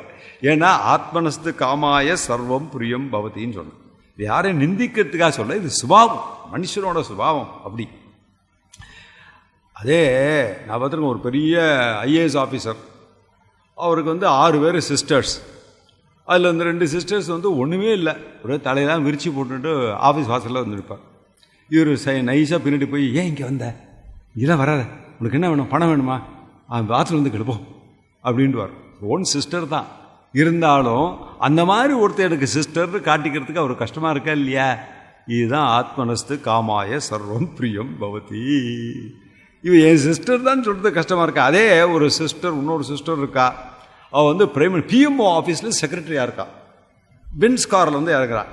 உள்ளாரையும் கூப்பிட்டு, இவதான் என் சிஸ்டர் பிஎம்ஓ ஆஃபீஸில் இருக்கா, அங்கே டெல்லியில் இருக்கா தெரியுமா அப்படின்னு சொல்லுவோமா சொல்ல மாட்டவா? டிஃப்ரென்ஸ் யாராக இருந்தாலும் அதுதானே இயற்கை. ஒரு தப்பானவன் ஜெயிலில் இருக்கவன் என் ஃப்ரெண்டு அப்படின்னு சொல்லுவோமா? சொல்ல மாட்டோம். இருந்தாலும் அந்த மீன்ஸ், அதே ஒரு போட்டில் அக்கறையில் ஒரு மாம்பழத்தை பறிக்கணும், அதுக்காக நான் போட்டில் போகிறேன். இந்த போட்டை வந்து எனக்கு போட்டு வரதுக்கு லேட் ஆகிடுச்சு. ஐயோ போட்டு காணும், போட்டை காணும், போட்டை காணுன்றேன். My whole love is towards the boat. Once அந்த போட்டில் உட்காந்துட்டா அக்கறைக்கு போயிட்டேன்னா அந்த போட்டை திரும்பி பார்ப்பேனா? அதனால என்னோட லவ் வந்து 2 விதமாக பிரியறது. ஒன்று வந்து என் லவ், இன்னொன்று மீன்ஸ் லவ். வழியின் மீது, உபகரணத்தின் மீது எனக்கு ஏற்படுகின்ற பிரியம், எதை அடைய வேண்டுமோ அதில் மேல் இருக்கக்கூடிய பிரியம். அது இப்போ சிம்பிளாக என் லவ் மீன்ஸ் லவ்னு வச்சுப்போமே. இதுக்கு எல்லாத்துக்கும் மேலே 3வது ஒன்று இருக்குது. இந்த எண்டும் மீன்ஸும் எதுக்காக? To love myself. என்னுடைய ஆதங்கத்தை பூர்த்தி செய்வதற்காக. என்னுடைய ஆதங்கத்தை பூர்த்தி செய்கிறேன்னு அர்த்தம், நான் தான் என்னை லவ் பண்ணுறேன். ஐ ஆம் த டியரஸ்ட் ஃபார் மை செல்ஃப். அதுக்கப்புறம் தான் அடுத்தது. நான் என்ன லவ் பண்ணுறது தான் டியரஸ்ட். ஐ ஆம் த டியரஸ்ட் டு மீ. உபனிஷத்துனாவே அதான் அர்த்தம். உபனிஷத். எது எனக்கு ரொம்பவும் நெருக்கமாக இருக்கிறதோ அதை காட்டுகிறது. எதனால? ஷத், அஞ்ஞானத்தை அடிப்பதனால். எனக்கு மிகவும் நெருக்கமாக இருப்பதை எது மறைக்கிறது என்று சொன்னால் அது அஞ்ஞானம். அந்த அஞ்ஞானத்தை எது ஒழிக்கிறது என்று சொன்னால் அது ஞானம். அதை கொடுப்பது உபனிஷத். அதனால தான் அதுக்கு பேர் உபனிஷத். அப்படி உபனிஷத்து உண்ட அர்த்தம் ஞானம் தருவது. என்ன ஞானம் தருவது? ஆத்ம ஞானம் தருவது.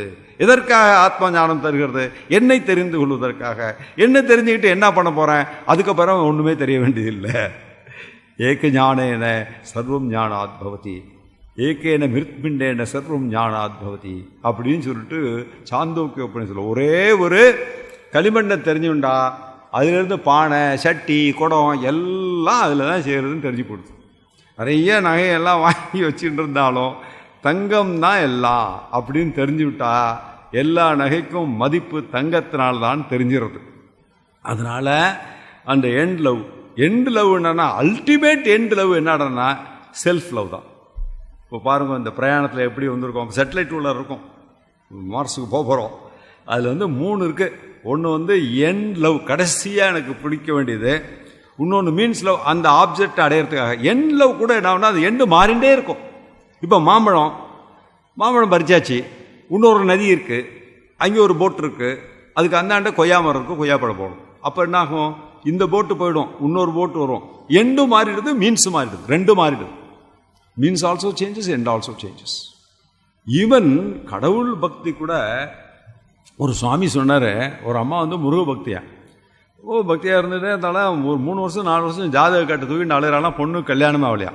இப்போல்லாம் பையனுக்கு கல்யாணம்னு சொல்லுவேன். நான் பொண்ணு தான் கிடைக்க மாட்டேன்றது. இப்போ ஏதோ ஒன்று வச்சுக்கோங்களேன், ஜாதகத்தை தூக்கிட்டு அலைஞ்சாலாம். அது 3 வருஷம் பண்ணி கடைசியில் வந்து சாமிகிட்ட சொன்னாலாம், நான் வந்து முருகனை கும்பிட்றதே விட்டுட்டேன். நேற்று நான் வந்து சேலஞ்ச் பண்ணேன் முருகனை, எனக்கு வந்து இன்றைக்கி இன்னும் ஒரு வாரத்துக்குள்ளார எனக்கு இந்த கல்யாணம் ஃபிக்ஸ் ஆகலை, நான் கும்பிட மாட்டேன், நான் சண்டை போட்டேன், இனிமேல் கும்பிட மாட்டேன்னு சொன்னான். அது சாமி சண்டை கம்முன்னு வந்தாலும் 1 மாதம் கழிச்சு சிரிச்சுட்டே வந்தாலாம் கிளாஸுக்கு. வந்தோடனே என்னம்மா என்னாச்சு இப்போ திருப்பி கிளாஸ் வந்திருக்கேன்னு, என் பொண்ணு கல்யாணம் ஆகிடுத்து, நான் முருகனை கும்பிட ஆரம்பிச்சிட்டேன். அதனால் கடவுள் கூட எண்டு லவ் ஆகிருந்தால் மாறிவிடும். கடவுள் மேலே சண்டை போடுறான், உண்டா இல்லையா? நமக்கு எல்லாம் நடந்திருக்கு. என்ன நான் கேட்குறத நீ செஞ்சு வைக்க மாட்டேன்ற. அப்படின்னா இந்த லவ் என்ன லவ்னா, இது வந்து கண்டிஷனல் லவ். அதனால் இந்த லவ்வில் கிரடேஷன் இருக்குது, ஏற்றத்தாழ்வு இருக்குது.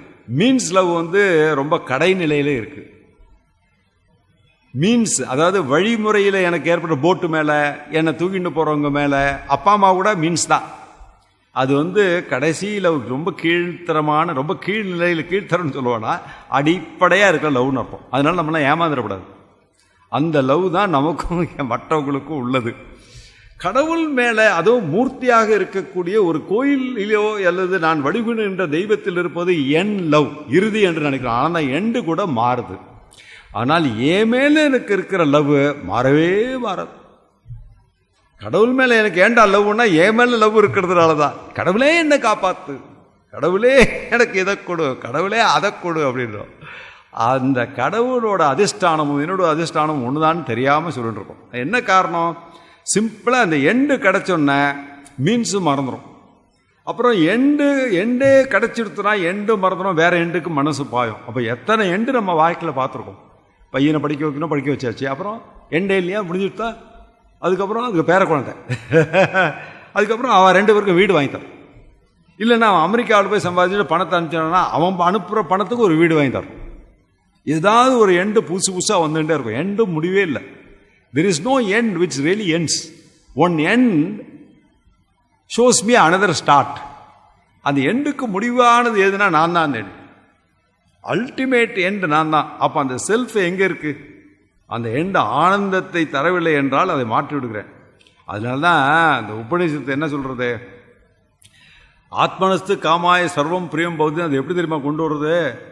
அது சொல்லும்போது நவாரே பத்யுகு காமாய பதி பிரியோ பவதி, ஆத்மனஸ்து காமாய பதிஹி பிரியோ பவதி அப்படின்னு ஆரம்பிக்குது. அதே மாதிரி தான் ஜாயா, அதுக்கப்புறம் புத்திர, அதுக்கப்புறம் இது மாதிரி ஒரு 60 ஐட்டம் சொல்கிறது.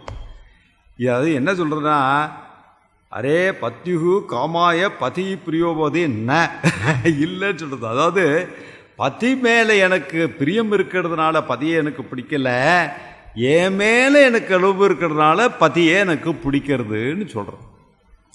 ஆத்மனஸ்து காமாய பதிஹி பிரியோ பவதி. I love my husband for my sake. அப்படியே திருப்பி போடுங்க, I love my wife for my சேக்.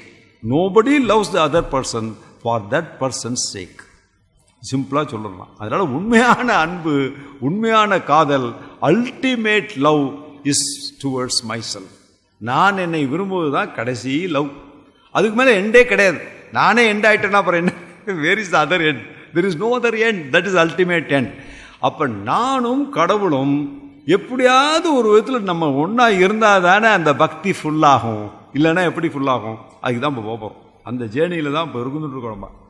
அப்போ இந்த கிரடேஷன், இந்த 3 பார்த்தோம். என் லவ், மீன்ஸ் லவ், அதுக்கப்புறம் செல்ஃப் லவ்னு 3 பார்த்தோம். இதுக்கு என்ன கிரேடு? கடவுளின் மீது செலுத்தும் பக்தியில் எது மிகவும் உயர்ந்தது? கடவுளை நான் எப்படி பார்க்குறேன்றதை பொறுத்திருக்கு. இப்போ கடவுளை நான் மீன்ஸாக பார்க்குறேன்னு வச்சுக்கோங்களோம். ஓகே, எல்லாரும் 99% கடவுளை மீன்ஸாக தான் பார்க்குறோம். அந்த வழியாக தான் பார்க்குறோம். பகவானே, நான் நாளைக்கு ஒரு கடை ஆரம்பிக்கிறேன், அந்த கடை சக்ஸஸ்ஃபுல்லாக நடக்கணும், உனக்கு 100 தேங்காய் உடைக்கிறேன் அப்படின்னு சொல்கிறோம். அப்போ பகவானை நான் மீன்ஸாக பார்க்குறேன். எனக்கு வேறு ஏதோ எண்டு இருக்குது, பகவானை நான் யூஸ் பண்ணிக்கிறேன் போட் மாதிரி. இது ஒரு பக்தி தான், தப்பு இல்லை. இந்த பக்தியும் பக்தின்னு தான் பகவான் சொல்கிறார். இது தப்புன்னு அவர் சொல்லலை. இந்த பக்திக்கும் அவர் சரி போனால் போகிறது, உனக்கு ஏதோ பக்தி இருக்குது, அது வரலும் பரவாயில்ல அப்படி தானே சொல்கிறாரு. சதுர்விதா பஜந்தே மாம் ஜனா சுக்ருதி நோர்ஜுன ஆர்த்தோ ஜிஞ்சாசு அர்த்தார்த்தி ஞானீச்ச பரதர்ஷப அப்படின்னு சொல்கிறாரு. இந்த இடத்துல என்ன அர்த்தம்? சதுர்விதா பஜந்தே மாம் ஜனாக. ஜனாக சதுர்விதாக பஜந்தே மாம். 4 விதமாக ஜனங்கள் என்னை பூஜிக்கிறார்கள். அதில் சுக்ரித்தம், எல்லாருமே சுக்ரித்தம் தான், எல்லாரும் நல்லவங்க தான், எல்லாரும் பக்தால் தான், அவர்கள் எல்லாமே எனக்கு பிடிச்சிருக்கு. அதில் ஆர்த்தாக அப்படின்றவன் ட்ரபிளில் இருக்கும்போது என்னை கும்பிட்றோம். இதுதான் இது அதமம்னு சொல்கிறதில்ல, மந்தம்னு சொல்கிறோம். இது லோயஸ்ட் லெவல் ஆஃப் பக்தி.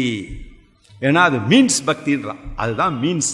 வழியாக நம்ம கடவுளை பார்க்கும்போது ஆர்த்தா, எனக்கு துன்பம் வரும்போது, எனக்கு ஏதாவது வரும்போது நான் பார்க்குறேன். அடுத்தது அர்த்தார்த்தி, எனக்கு ஏதாவது ஒன்று வேணுங்கும்போது கடவுளை கேட்குறேன். எனக்கு ஒரு ட்ரபிள் வந்துடுத்து, அப்போ போய் கடவுளை என்னை காப்பாற்றுன்னு சொன்னால் ஆர்த்தாக. எனக்கு இன்னது வேணும்னு சொல்லி கடவுளை கேட்டாக்கா அர்த்தார்த்தி. என்ன அர்த்தம்னாக்க பொருள், செல்வம். அந்த செல்வம் வேண்டும், ஏதாவது வேண்டும்ன்றதுக்காக அர்த்தார்த்தி பக்தி பண்ணுறேன். எனக்கு பகவானே வேணும் அப்படின்னு சொல்லிட்டு பகவானே நான் எண்டா வச்சுக்கிட்டேன், ஜிஞ்ஞாசு. அப்போ பகவானை பற்றி நான் தெரிஞ்சுக்கணும் அப்படின்றதுனால நான் பண்ணுற பக்தி ஜிஞ்ஞாசு. கடைசியில் ஞானின்னு சொல்கிறார். இதுலேயே இன்னொன்று சொல்கிறார், தேஷாம் ஞானி நித்தியுக்த ஏக பக்திர் விசிஷ்யதே பிரியோகி ஞானினோத்யர்த்தம் அகம் ச மம பிரியக. அந்த ஞானியாக இருக்கானே, என்னதான் நான் என்னை லவ் பண்ணாலும் அது பகவான் தான், அதுதான் நான் உண்மையிலே லவ் பண்ணுறேன், அந்த பிரம்மனை தான் நான் லவ் பண்ணுறேன், அது மேலே தான் எனக்கு பக்தி இருக்குன்னு அவனுக்கு தெரிஞ்சுடுத்தோ, அவனை எனக்கு ரொம்ப பிடிச்சிருக்கு. ச மம பிரியக. அதே தான் சந்துஷ்ட சததம் யோகி யதாத்மா திருட நிச்சய மையற்பித மனோ புத்திஹி யோ மத் பக்த சமே பிரியக. அந்த இடத்துல பக்தன்னு சொல்றாரு, அதுவும் ஞானி தான். இந்த இடத்துல ஞானின்னு சொல்றாரு. அப்போ ராஜாஜி சொன்னது கரெக்டு தான், பக்தனும் ஞானியும் ஒண்ணுதான். எவன் சிறந்த பக்தனோ அவன் ஞானி, எவன் சிறந்த ஞானியோ அவன் சிறந்த பக்தன் என்று பகவான் 2 இடத்துல 2 விதமாக சொல்லிட்டார். எதையாவது ஒன்று உருப்படியாக பண்ணுவோமே, அதுக்கப்புறம் பார்ப்போமே இது ரெண்டும் எப்படி இருக்குன்னு சொல்லிட்டு. அதனால இந்த பக்தின்றது ஞானத்திலிருந்து தனிப்பட்டது கிடையாது. அதிலே திருப்பி சொல்றாரு, உதாராக சர்வ ஏ வைத்தே ஞானி துவாத்மைவ மே மதம் ஆஸ்தித சகி யுக்தாத்மா மாமே வானுத்தமாம் கதிம். அப்படின்னா ஞானி தூ ஆத்மைவ மே மதம், ஞானியா இருக்கிறவன் நானே தான்ட்டார், நானே தான்ட்டார். மற்றவன்லாம் எனக்கு பிரியமா இருக்குன்னா கூட கொஞ்சம் டிஸ்டன்ஸ் இருக்கு, இவனை நான் பிரியமா பார்க்குறேன்னா அதான் ஞானி நானே தான், எனக்கும் அவனுக்கும் ஒன்றும் வித்தியாசமே இல்லை. அது யாரா அடைவான்னு சொன்னா நம்மளாம் அடையறதுக்கு சான்ஸ் இருக்கு. என்ன சொல்றாரு, பகூனாம் ஜென்மனாம் அந்தே ஞானவான் மாம் பிரபத்யதே வாசுதேவ சர்வமிதி ச மகாத்மா சுதுர்லபஹ அப்படின்னு விட்டார். பல பிறவிகள் எடுத்துதான் ஒருத்தன் தெரிஞ்சுக்கிறான், அவன் என்னை அடைகிறான். யார் அடைகிறான்னா அந்த ஞானவான் மாம் பிரபத்தியதே, அந்த மாதிரி அறிந்து கொள்பவன் என்னை. என்ன அறிந்து கொள்பவன்? வாசுதேவக சர்வமிதி. இங்க இருக்கிறதெல்லாம் வாசுதேவன் அர்த்தம், வசிப்பவன் வாசுதேவன், என்னுள்ளே வசிப்பவன் வாசுதேவன், அந்த வாசுதேவன் தான் நானே அப்படின்னு எவன் தெரிஞ்சுக்கிறான். சர்வமிதி, இங்க இருப்பதெல்லாம் இதெல்லாம் வெறும் உடல், இது போயிடும். உள்ள இருக்கிற வாசுதேவன் தான் எப்பொழுதும் இருக்கிறான் என்று எவன் தெரிந்து கொள்கிறானோ அவன் ஞானி, அவன் எப்பொழுதும் இருக்கிறான்.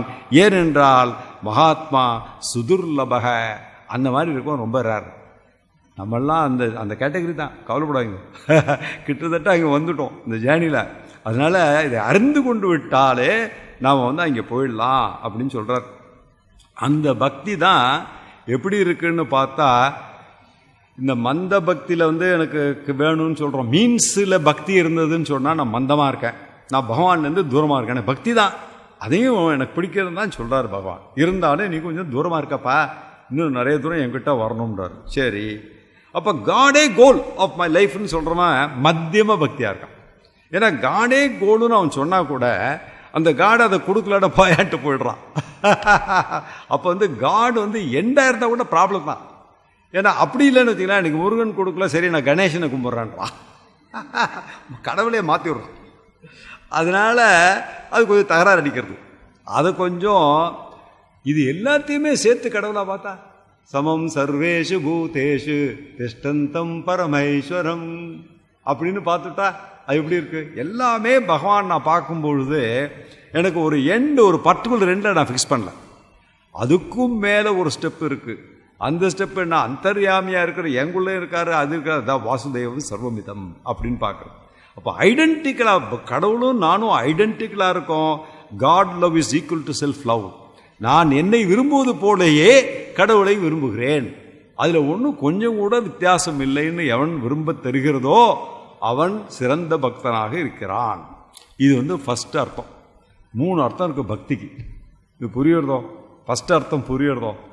இந்த ஃபர்ஸ்ட் அர்த்தத்தை எப்படி பார்க்குறோம்னாக்க, முதல் அர்த்தம் வந்து இதை வந்து எப்படி நான் பகவானை பார்க்குறேன் அப்படின்றதுக்கு. ஃபர்ஸ்ட் அர்த்தம் வந்து பாவம்.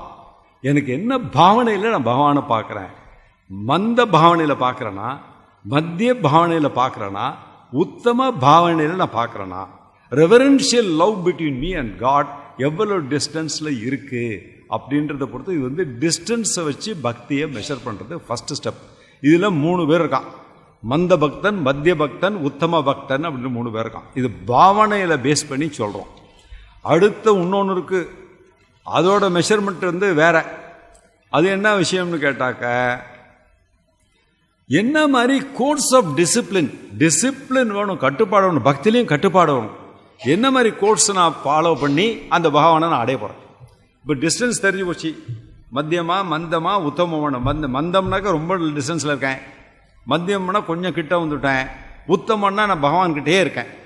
சரி, இப்போ என்ன பண்ணி அதை அடைய போகிறேன் அப்படின்னு சொன்னால், பக்தி யோகம்னு தனியாக ஒன்றும் இல்லை, இது மூணு சேர்ந்தது தான் பக்தி யோகம். கர்மம் பண்ணி கர்ம யோகத்தால் நான் கடவுளை அடையிறதுக்கு ட்ரை பண்ணுறேன்னா, இல்லை நான் யோகம் பண்ணி உபாசனை பண்ணி தியானம் பண்ணி பகவானை அடையிறதுக்கு ட்ரை பண்ணிட்டு இருக்கேன்னா, இல்லை நான் ஞானமாக பகவானை அறிஞ்சுண்டு தெரிஞ்சுண்டு பகவான்கிட்ட போகிறதுக்கு முயற்சி பண்ணுறேன்னா, அப்படின்றத பொறுத்து என்னோட கோர்ஸ், என்னோட டைரக்ஷன் அமையிறது. முதல்ல டிஸ்டன்ஸ் ஃபிக்ஸ் பண்ணி வச்சுப்போம். இப்போ டைரக்ஷனை ஃபிக்ஸ் பண்ண போகிறோம். போனோம்னா அப்படி தானே போக முடியும். ஃபஸ்ட்டு நமக்கு டிஸ்டன்ஸ் தெரியணும், அப்புறம் எந்த வழியில் போகிறதுன்னு பார்க்கணும். நிறைய வழி இருக்குது. இங்கேருந்து மதுரைக்கு போனால் 2-3 வழி இருக்குது. அந்த வழியில் எந்த வழியில் போகிறது அப்படின்னு பார்த்தா, இதுக்கு பக்தி, மூணுக்குமே பக்தி வேணும். 3 வழிக்கும் பக்தினா கார் வேணும். 3 வழியில் போனாலும் காரில் தான் போகணும். அதனால் பக்தின்னு தனியாக எங்கேயும் எழுதி வைக்கல. எதை பண்ணாலும் அது பக்தி தான். பக்திக்கு அந்நியமாக ஒன்றுமே கிடையாது. பக்தி தான் பேஸ். அதனால் இந்த 3 யோகமும் கர்ம யோகம், உபாசன யோகம், ஞான யோகம் என்று 3ஆக சொன்னாலும் 3ஐயுமே பக்தி யோகம்னு சொல்லலாம். இல்லைன்னா 3ஐயும் தனித்தனியாக சொல்லலாம். தனியாக பக்தின்னு ஒன்று செப்பரேட்டாக பார்க்க முடியாது. எப்படி நம்ம உடல் மனசு எல்லாத்தையும் தனித்தனியாக பிரிக்க முடியாதோ, அப்படி பக்தி எல்லாத்துலையும் ஊடுருவி இருக்கிறது. அன்னமே எடுத்து அன்னமே இல்லாமல் நான் வெறும் மைண்டை வச்சுட்டு இருக்கேன். என் மைண்டு தனியாக போவோம். அப்படி போகுமா எங்கேயாவது? இந்த பாடிக்குள்ளார தான் மைண்ட் இருக்குது. தனியாக மைண்டை கழட்டி வச்சுட்டு எங்கேயா போக முடியுமா? முடியாது. அதில் கர்மத்தை பக்தியோடு செய்ய வேண்டும். உபாசனை பக்தியில் ஊற வைக்கணும். ஞானத்தை பக்தியில் மதக்க விட்டோம். இதான் இவர் ராமகிருஷ்ணன் சொல்கிறார் இல்லையா, இந்த பக்தி ரசத்தில் அந்த இதை ரசகுல்லா, அவரும் பெங்காலில் இதெல்லாம் பெஸ்ட்டு. அதனால் அந்த பக்தி ரசத்தில் இந்த ஞானத்தை ஊற விட்டு அப்படி பகவானை பார்க்கறது எதில் இருக்குன்னா பாகவதம். அவருக்கு ரொம்ப பிடிச்சது பாகவதம். பாகவதத்தில் பக்தி ரசமும் இருக்குது, ஞானமும் இருக்குது. 2 சேர்ந்துருந்தால் ரொம்ப நல்லா இருக்கும். அது ரசகுல்லாவை சாப்பிட்ற மாதிரி இருக்கும்ன்றார் அவர். அது மாதிரி கர்மத்தை செய்யும்போது அது கர்மத்தை பக்தியோடு செய்யணும். உபாசனையை பக்தியில் ஊற வச்சு உபாசனை பண்ணணும். ஞானத்தை பக்தியில் மிதக்க விடணும். இந்த பக்தியை ரிமூவ் பண்ணிட்டா இது 3மே நாட் பாசிபிள். கர்ம யோகமும் நாட் பாசிபிள், உபாசன யோகமும் நாட் பாசிபிள், ஞான யோகமும் நாட் பாசிபிள். பக்தி யோகம்னு தனியாக ஒன்றும் பண்ண வேண்டியது. ஏதாவது ஒன்று பண்ணணும்ல. ஒருத்தன் சொல்கிறான், நான் இங்கிலீஷ் படிச்சுன்னு இருக்கேன்றான். இங்கிலீஷ் எதை வச்சு படிக்கிறேன்? சப்போஸிங் இன்னைக்கு கார்னு சொன்னீங்கன்னா மெக்கானிக்கலை பற்றி பேசுகிறேன்னு அர்த்தம். இல்லை நான் சல்ஃபூரிக் ஆசிட்னு சொல்கிறான், அப்போ கெமிஸ்ட்ரி படிக்கிறேன்னு அர்த்தம். தனியாக இங்கிலீஷ்னு எதாவது படிக்கணும். அப்படி ஒன்றும் இல்லையே. எதை இங்கிலீஷில் படிக்கிற? ஒரு லாங்குவேஜ்ன்றது பக்தி. என்ன சப்ஜெக்ட் படிக்கிறன்றது கர்மயோகம், ஞான யோகம். அதுதான். அப்படி வச்சுக்கோங்களேன். லாங்குவேஜ் இல்லாமல் எதாவது படிக்க முடியாது. வெறும் லாங்குவேஜும் படிக்க முடியாது. வெறும் லாங்குவேஜ் எங்கே இருக்கு சொல்லுங்க பார்ப்போம். லாங்குவேஜ் அப்படின்னா என்ன தெரியுறது? அந்த லாங்குவேஜில் எதையா படிக்கிற, எதை பற்றி படிக்கிற, அதுதான் இந்த 3 யோகம். எதை பற்றி நம்ம படிக்கிறோட 3 யோகம், அதை பக்தியால் செய்கின்ற அதிஷ்டானமாக இருப்பது என்பது பக்தி. அப்போ கர்மயோகத்தில் எல்லா செயலையும் அர்ப்பணிக்கணும்னு படிச்சுட்டோம். ஈஸ்வர அர்ப்பணமும் பிரசாத புத்தியும் இருக்கணும்னு படிச்சுட்டோம். பட் கர்மயோகம்னா நம்ம தரோம் பண்ணலாம். ஆமாம், அதை பாஸ் பண்ணிட்டோம்னு வச்சுக்கோங்களேன். இப்போ உபாசன யோகில் என்ன பண்ணோம்? கடவுளை தியானம் பண்ணும்.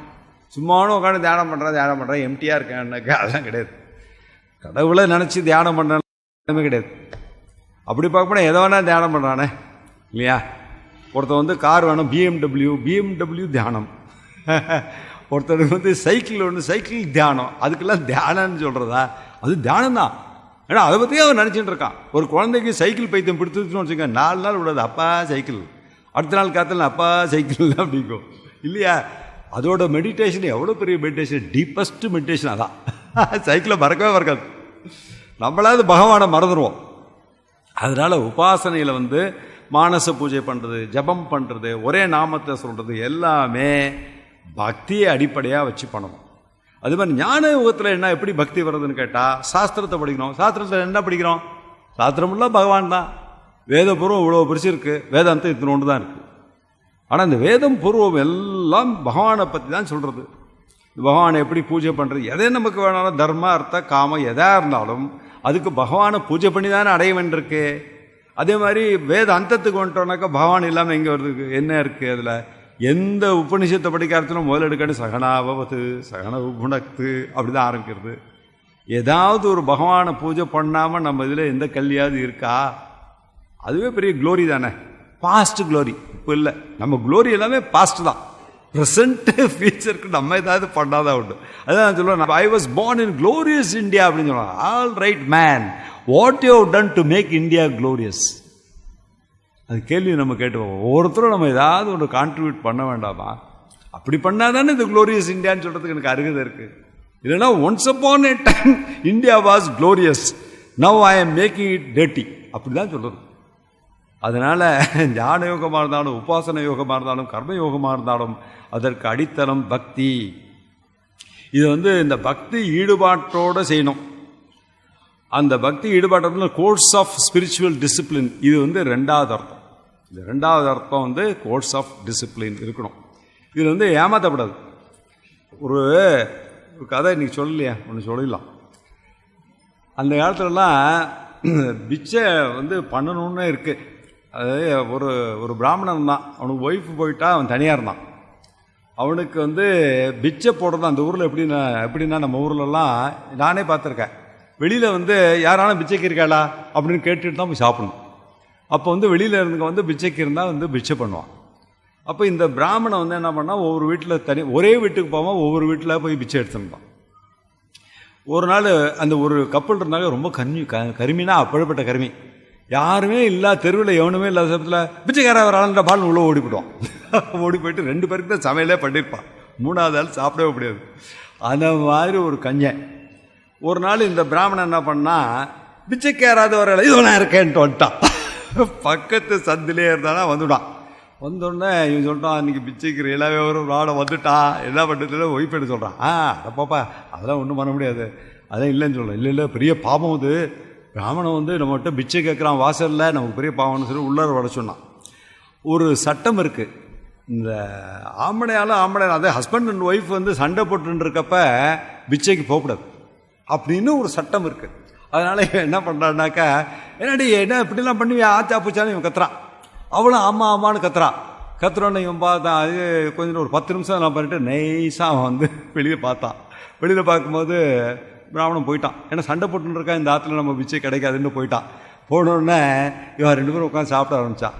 அவன் சொன்னான், நான் நடிக்காமல் உன்னை அடித்தேனே அப்படின்னா. இந்த அம்மா சொன்னான், நான் நடாமல் அழுதேனேன்னா.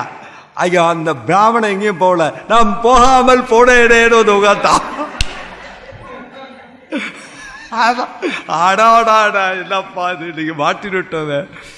பிரம்மன்றது அதான் இந்த ஜோக். எதுக்காக சொல்ற, பிரம்மன் தூங்காமல் தூங்கி இல்லாமல் இருந்து எப்பொழுது இருந்தானேடா, எல்லாவற்றுக்கும் முன்னால் இருந்து எல்லாவற்றிலும் மறைந்து எல்லாம் மறைந்த பின்னும் மீதி இருக்கின்ற அந்த பிரம்மன், அந்த பிரம்மனோடு நான் இணைந்து விட்டால் எனக்கு தோல்வி இல்லை, வெற்றிதான் என்று சொல்லி இன்னைக்கு நிறைவு பண்ணா, திருப்பி நாளைக்கு கண்டினியூ பண்ணலாம்.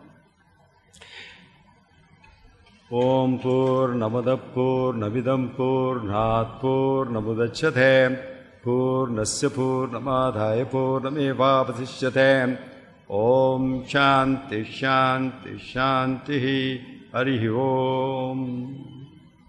ஆதிகுருநாத சுவாமி கே, ஜெகன்மாதா புவனேஸ்வரி தேவி கே, சனாதன தர்ம கே.